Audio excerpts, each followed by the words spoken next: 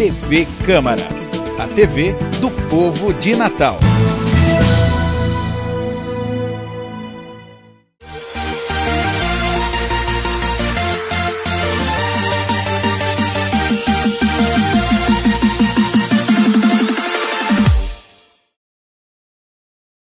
Fala galera, muito boa tarde, estamos ao vivo, começando mais um programa Câmara Esportiva aqui na sua TV Câmara Natal. E hoje, segunda-feira, início de semana, fica ligado, fica sintonizado com a gente no embalo. Começo de semana, mas a gente já vai no gás, não é isso, Otávio? Muito boa tarde. Boa tarde, Vitor Hugo, boa tarde especial ao telespectador do Câmara Esportiva. Vamos lá, falar sobre futebol. Vamos falar sobre futebol e já começar falando sobre o América Futebol Clube, porque ganhou um reforço agora na comissão técnica, não é?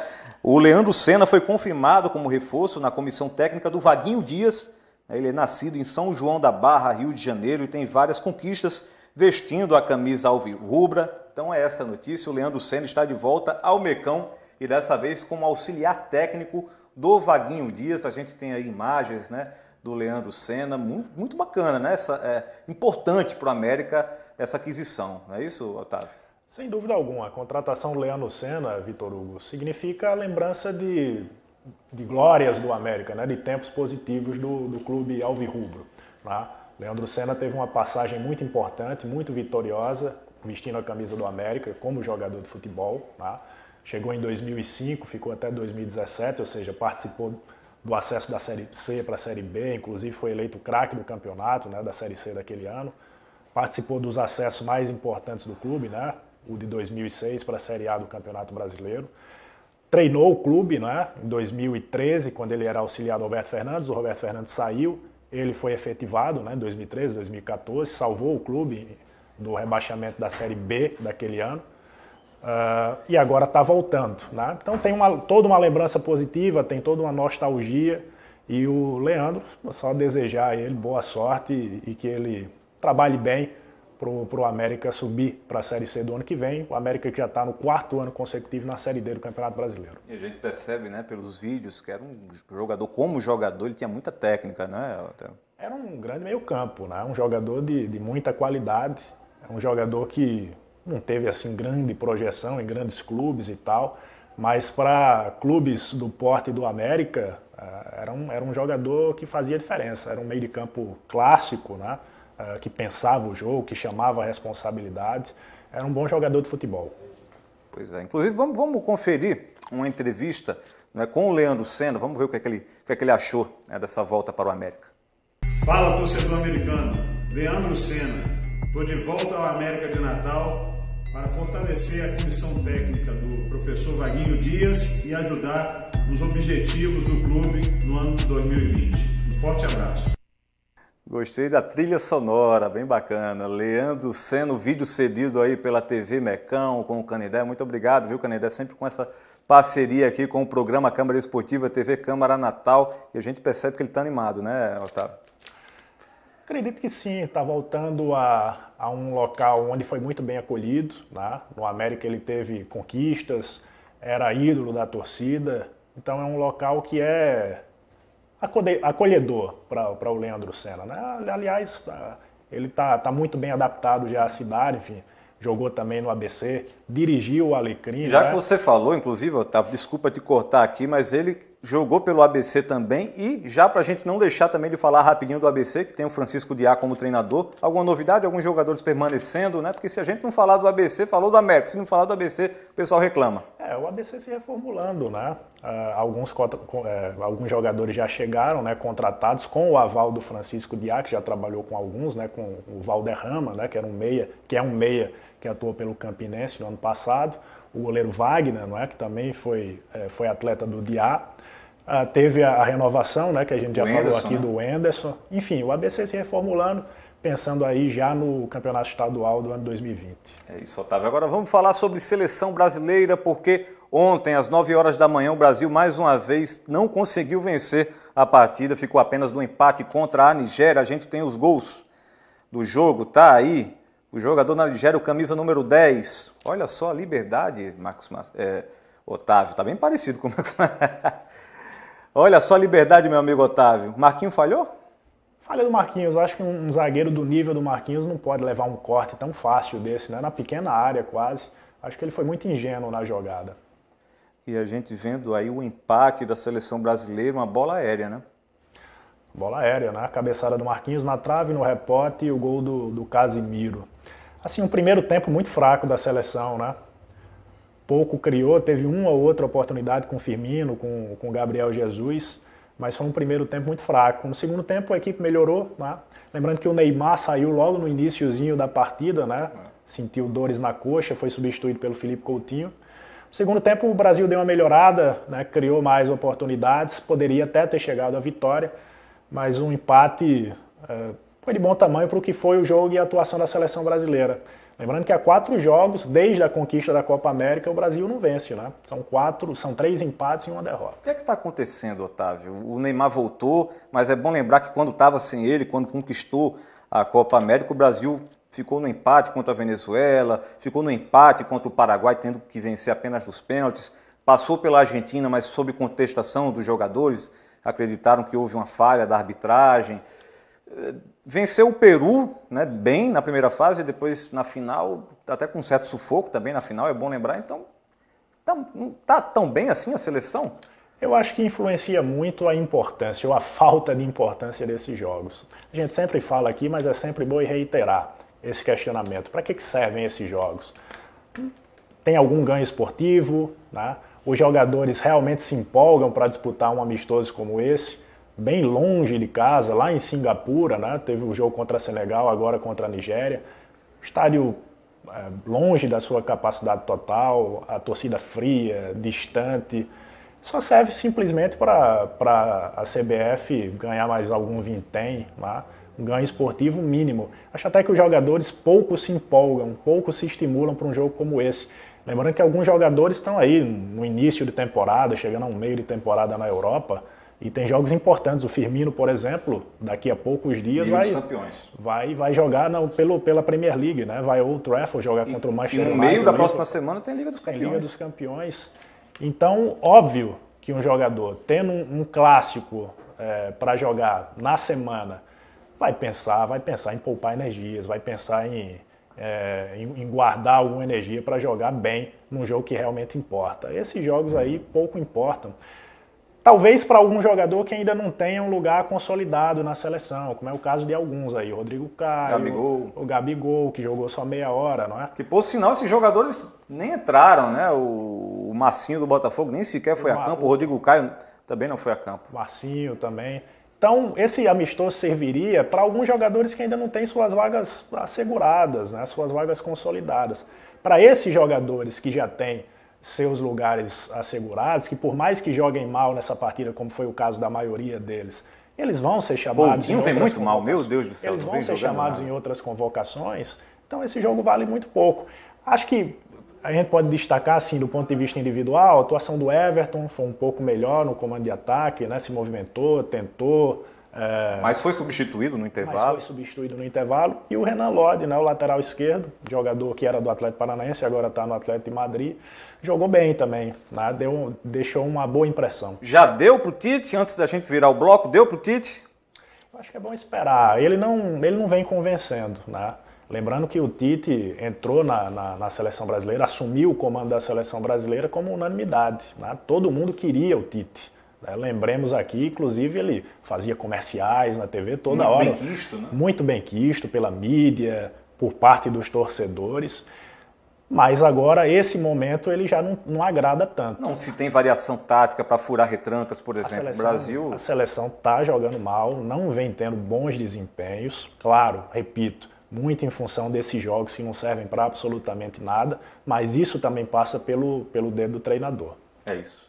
Bom, final do primeiro bloco, a gente vai para um rápido intervalo e voltamos mostrando os gols do Campeonato Brasileiro e o Flamengo, olha, cada vez mais chegando pertinho da taça do campeonato. Eu vou e volto já.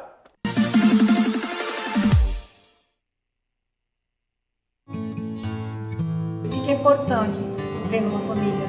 Ter amor e carinho.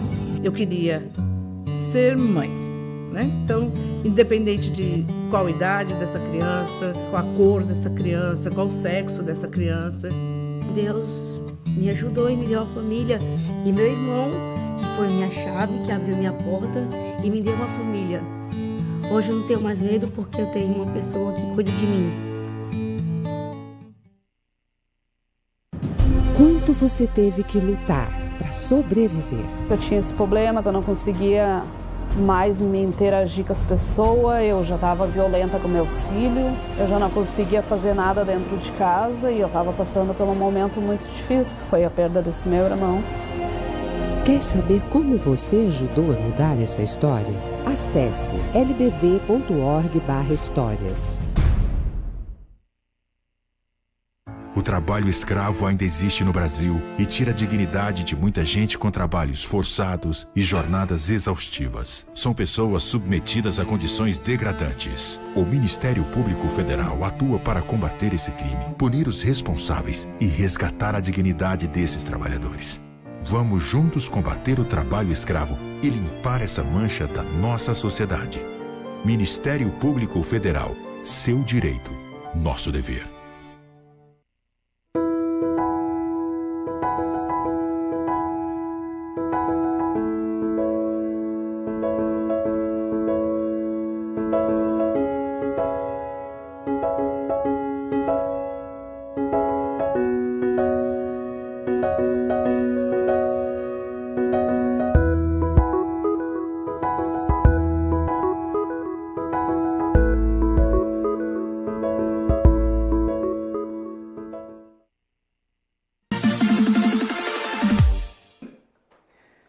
De volta com o programa Câmara Esportiva e agora vamos falar sobre o Campeonato Brasileiro na primeira divisão. Vamos falar sobre o grande líder, o Flamengo, que cada vez mais se aproxima desse título. Já são 8 pontos de vantagem para o segundo lugar, para o Palmeiras, e a gente tem os gols da partida, né? Olha só o primeiro gol do Bruno Henrique, olha que é uma palhaçada, né?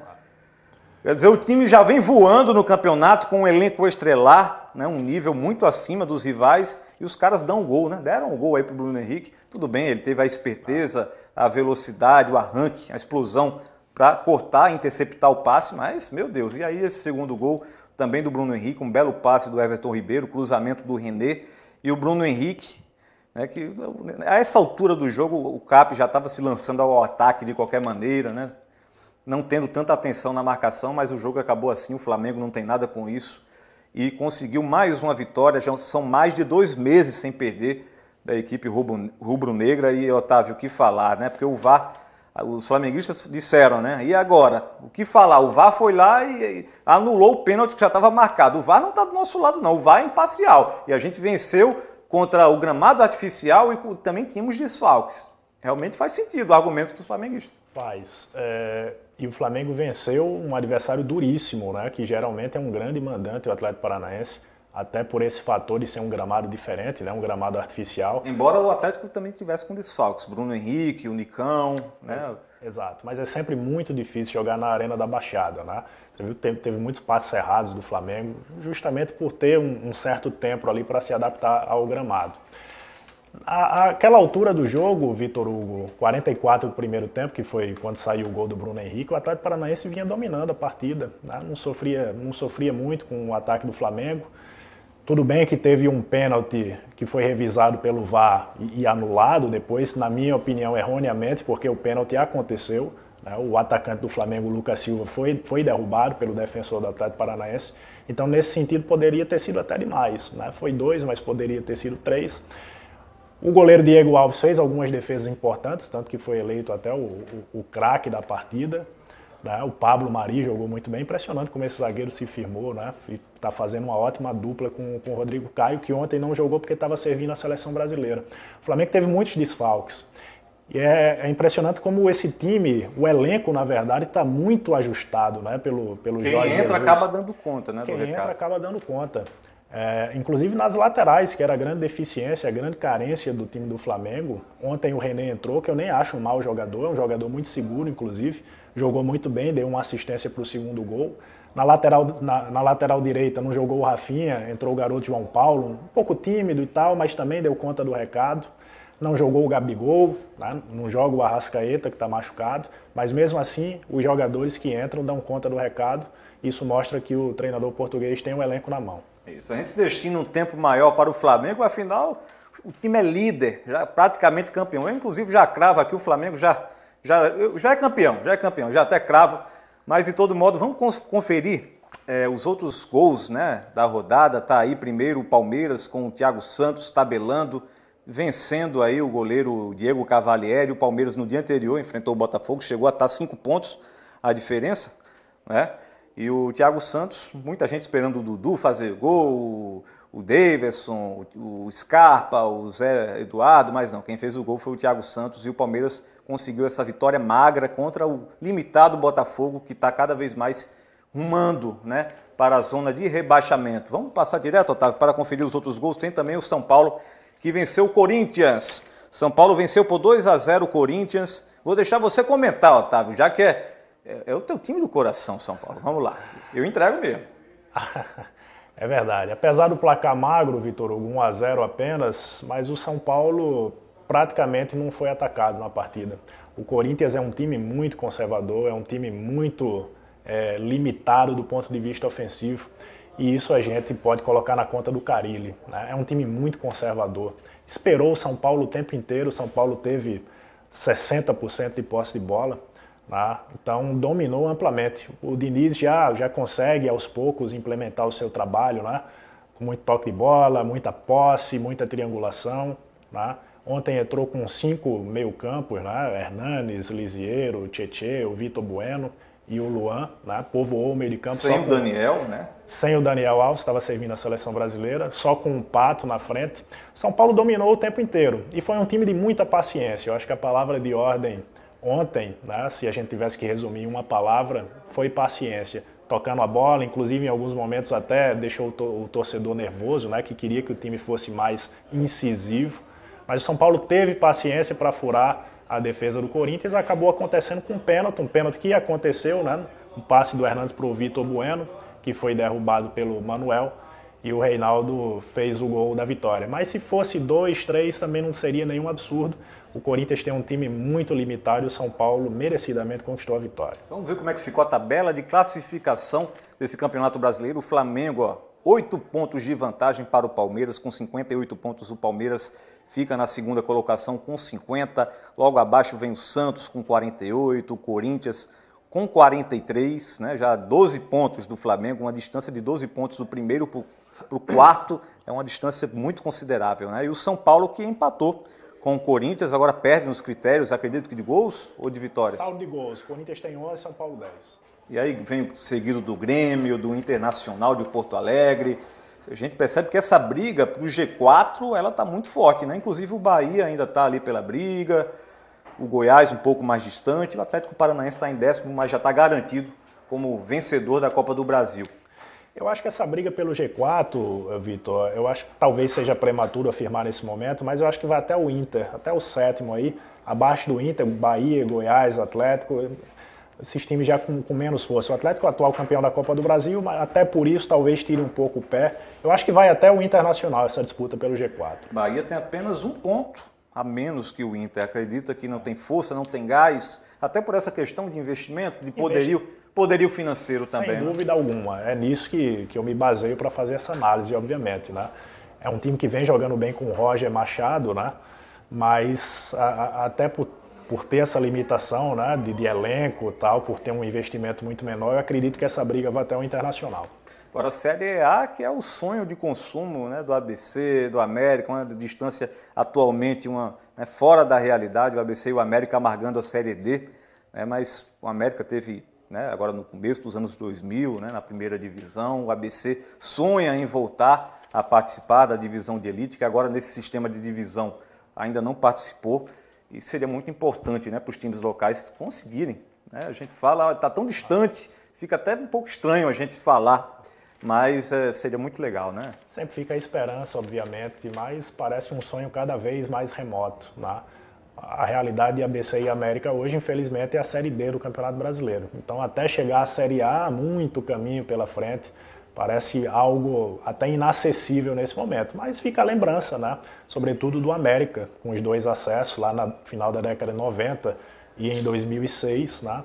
Então fica uma lembrança, uma nostalgia de momentos melhores. Mas, infelizmente, a situação hoje é bem complicada e até pensar em Série A é um sonho bem inacessível. Por falar em ABC e em América, antes da gente finalizar o programa, a gente já remete logo a rebaixamento do ABC, agora o último para a Série D.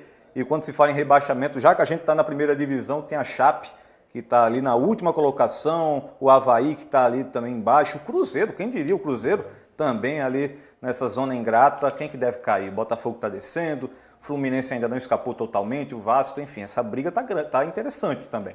Chapecoense e Avaí são 2 times de Série B jogando a Série A, né? Acho muito difícil que consigam reverter essa situação. Posso estar enganado, o futebol é tão dinâmico que pode ser que chegue no fim do campeonato e essas 2 equipes estejam salvas, mas é muito difícil, né? São 2 elencos limitados, 2 times muito fracos e devem cair para a segunda divisão do campeonato. O Cruzeiro, claro, se a gente fosse fazer uma análise no início do campeonato, a gente colocaria o Cruzeiro até como um dos postulantes ao título. Então, ver o Cruzeiro nessa altura do campeonato na zona de rebaixamento parece um absurdo. Mas isso, claro, foi a conta que chegou de anos e anos de administração horrorosa, né? Tanto que caiu agora o vice-presidente recentemente, né? Tem o CSA também, que o Agel vem tirando leite de pedra, mas não é um super elenco, longe disso. E o CSA, eu ia falar agora, o CSA é uma grata surpresa que nessa altura do campeonato o CSA vivo ainda, né? Esteja vivo na disputa e muito vivo, né? Eu confesso até certa torcida para o CSA, porque a diferença, Vitor Hugo, é tão abissal do CSA para qualquer outro time. Isso eu não estou falando nem dos grandes, eu não estou nem comparando com os grandes. Se a gente for comparar CSA com Goiás, com Atlético Paranaense, são esses times de segundo escalão, de médio porte no futebol brasileiro, a diferença já é enorme. Você imagina do CSA para o Cruzeiro, por exemplo. E hoje o CSA está à frente do Cruzeiro, o que é um trabalho espetacular do Argel e da diretoria do Clube Alagoano. Chapecoense, Avaí, você acredita que cai? Quais os outros 2? Chute. Eu estou torcendo muito pelo CSA, mas é muito difícil. Hoje é o primeiro time que está é o 17º colocado. Acredita que os 2 de Santa Catarina, mais o CSA devem cair e entra mais um aí? Algum carioca, talvez? Fluminense, Vasco, Botafogo? Apesar da torcida pelo CSA, eu acho que cai. E aí, como quarto, difícil dizer. Pode falar o Botafogo, eu não vou ficar chateado, não. Difícil dizer. Não, vou dizer o Cruzeiro, pela bagunça que hoje é a equipe, né? Sem comando. Mas tem um elenco qualificado. O Abel Braga, mas outros tinham também. O Palmeiras em 2002, quando caiu, tinha um ótimo elenco. O Internacional, quando caiu, não tinha time para cair também. Corinthians, que não tinha um grande elenco quando caiu, mas tinha o William, por exemplo, que está no Chelsea. Tinha o Everton Ribeiro, né? Ainda jogando de lateral, 2007. Isso. O Cruzeiro, óbvio que quando você olha o elenco, Dedé, Thiago Neves, Fred, poxa, esse time não vai cair. Mas o desempenho é pífio, a administração é horrorosa e, sem dúvida alguma, isso se reflete no vestiário, que é um vestiário anárquico, um time sem comando, e o Abel Braga foi uma péssima escolha. Eu acho que um dos times do Ceará devem cair, o Ceará ou o Fortaleza. Outro chute. É possível, tá? Torço, admito um certo bairrismo, torço pelos times do Nordeste para eles permanecerem. Se tivesse que apontar entre Ceará e Fortaleza, o que tem mais chance de cair, eu acho que o Ceará. Eu vi a tabela aqui do Botafogo, que é o time que eu torço. Quem acompanha o programa Câmara Esportiva sabe do carinho que eu tenho pelo Botafogo. Olha, eu acho que o Botafogo também é sério candidato. Eu acho que o Botafogo não cai única e exclusivamente porque tem times piores do que o Botafogo. E porque fez uma gordurinha ali no início do campeonato. E porque fez uma gordurinha. Não que tenha um bom time, é um time muito longe disso. É um time muito limitado, assim como o Fluminense também é, mas eu acho que tem times piores para ocuparem esse lugar. Mas o Marcão acertou o Fluminense agora. Deu uma melhorada, né, em relação ao que vinha sendo com o Oswaldo, que foi uma tragédia no comando do Fluminense. Mas tem um time fraco ainda, eu acho até um pouco superior ao Botafogo, mas tem times piores. Eu acho que a sorte desses clubes cariocas é que tem times piores para cair, para ocuparem esse lugar. É isso. Game over, programa encerrado. Quero agradecer demais a tua presença, sempre nos acompanhando, prestigiando aqui o programa Câmara Esportiva. Agradecer a galera que fica interagindo conosco aqui pelas redes sociais, todo mundo ligadinho, Francisco de Parnamirim, todo mundo ligado, das 4 zonas daqui de Natal. O pessoal dos gabinetes também, os parlamentares da casa, sempre ligados aqui no programa Câmara Esportiva. Presidente Paulinho Freire, tamo junto e misturado. Pessoal da Clipe também. É nóis. Sandrão, muito obrigado, Otávio, tamo juntos. Valeu, Vitor Hugo. Boa tarde ao telespectador do Câmara Esportiva. Estou sempre à disposição de vocês. É isso. Nosso programa está marcado para amanhã agora, 1h20. Você já sabe. Até lá.